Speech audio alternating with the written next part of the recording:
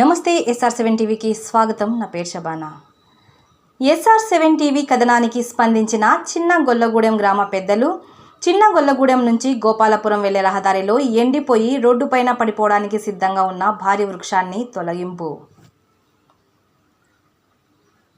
చిన్న గొల్లగూడెం నుంచి గోపాలపురం వెళ్లే రహదారిలో ఎండిపోయి రోడ్డుపైన పడిపోవడానికి సిద్ధంగా ఉన్న భారీ వృక్షాన్ని తొలగించారు. భద్రాద్రి కొత్తగూడెం జిల్లా దమ్మపేట మండలం చిన్న గొల్లగూడెం గ్రామం గోపాలపురం వెళ్లే దారిలో రోడ్డు పక్కన ఎండిపోయి ప్రమాదకరంగా మారి పడిపోవడానికి సిద్ధంగా ఉన్న చెట్టును ఈరోజు గ్రామ పెద్ద మచ్చల పండు మరియు సభ్యులు సహాయంతో తొలగించడం జరిగింది.